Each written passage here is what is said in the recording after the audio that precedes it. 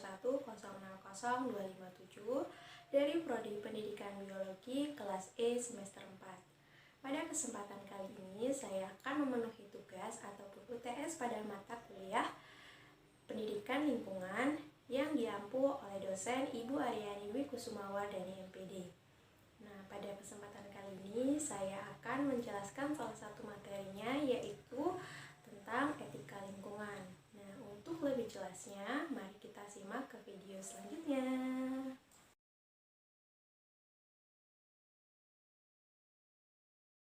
Etika lingkungan berasal dari dua kata, yaitu etika dan lingkungan. Etika berasal dari bahasa Yunani, yaitu ethos, yang berarti adat istiadat atau kebiasaan. Ada 3 teori mengenai pengertian etika, yaitu etika deontologi, etika teologi, dan etika keutamaan. Di mana etika deontologi itu adalah suatu tindakan dinilai baik atau buruk berdasarkan apakah tindakan itu sesuai atau tidak dengan kewajiban. Etika teologi adalah etika baik buruknya suatu tindakan berdasarkan tujuan atau akibat suatu tindakan, dan sedangkan etika keutamaan adalah mengutamakan pertimbangan karakter moral pada diri setiap orang. Kemudian untuk pengertian lingkungan adalah segala sesuatu yang ada di sekitar manusia yang mempengaruhi keberlangsungan hidup, kesejahteraan manusia, makhluk hidup, dan lainnya baik secara langsung maupun secara tidak langsung. Jadi etika lingkungan itu merupakan kebijaksanaan moral manusia dalam bergaul dengan lingkungannya. Etika lingkungan itu diperlukan agar setiap kegiatan yang menyangkut lingkungan dipertimbangkan secara cermat sehingga keseimbangan lingkungan tetap terjaga. Ada 3 teori tentang etika lingkungan atau CRAF, yaitu yang pertama antroposentrisme, yang kedua biosentrisme, dan yang ketiga itu ekosentrisme. Teori yang pertama, antroposentrisme, itu merupakan teori lingkungan yang memandang manusia sebagai pusat dari sistem alam semesta.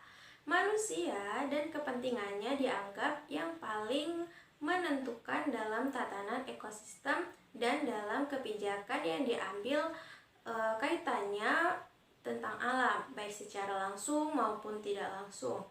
Nilai tertinggi adalah manusia dan kepentingannya, di mana nilai dan prinsip moral hanya berlaku bagi manusia dan etikanya juga hanya berlaku bagi manusia.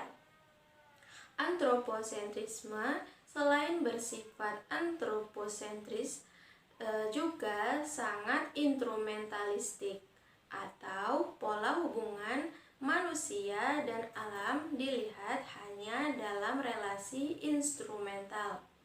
Alam dinilai sebagai alat bagi kepentingan manusia, sehingga apabila alam atau komponennya dinilai tidak berguna bagi manusia, itu maka alam akan diabaikan atau bersifat egois. Karena bersifat instrumentalistik dan egois, teori ini dianggap sebagai sebuah etika lingkungan yang dangkal dan sempit, atau shallow environmental ethics. Kemudian teori ini dianggap sebagai salah satu penyebab, bahkan penyebab utama dari krisis lingkungan yang terjadi. Mengapa dapat terjadi? Karena teori ini menyebabkan manusia mengeksploitasi dan menguras alam semesta demi memenuhi kebutuhan hidupnya dan tidak peduli terhadap alam. Kemudian teori yang kedua itu biosentrisme, di mana biosentrisme itu merupakan setiap kehidupan dan makhluk hidup mempunyai nilai dan berharga pada dirinya sendiri. Tidak hanya manusia yang mempunyai nilai, alam juga pun mempunyai nilai dirinya sendiri lepas dari kepentingan manusia. Biosentrisme menguak argumen antroposentrisme. Mengapa? Karena yang menjadi pusat perhatian ini dan membela atau dibela teori ini adalah kehidupan. Secara moral berlaku prinsip bahwa setiap kehidupan di muka bumi ini mempunyai nilai moral yang sama sehingga harus dilindungi dan diselamatkan. Mendasarkan moralitas pada keseluruhan kehidupan, baik kehidupan manusia maupun pada makhluk hidup lainnya. Konsekuensinya, itu alam semesta adalah sebuah komunitas moral, di mana manusia maupun bukan manusia sama-sama memiliki nilai moral. Kemudian kehidupan makhluk hidup pun maupun pantas dipertimbangkan secara serius dalam setiap keputusan dan tindakan moral, bahkan lepas dari perhitungan untung rugi bagi kepentingan manusianya. Dan teori yang ketiga yaitu ekosentrisme, di mana ekosentrisme merupakan kelanjutan dari teori biosentrisme. Ekosentrisme merupakan etika diperluas untuk mencakup komunitas ekologis seluas-luasnya, baik yang hidup maupun yang tidak. Secara ekologis, makhluk hidup atau biotis atau benda-benda abiotis lainnya saling terkait satu sama lainnya. Kewajiban dan tanggung jawab moral tidak hanya dibatasi pada makhluk hidup saja, melainkan pada manusia. Pandangan ekosentrisme ini memahami bahwa secara ekologis makhluk hidup dan lingkungan abiotiknya itu saling terkait, tidak terpisah, sehingga kewajiban dan tanggung jawab moral manusia tidak hanya dibatasi pada makhluk hidup, melainkan juga pada pelaku, kepada semua anggota atau realita ekologi.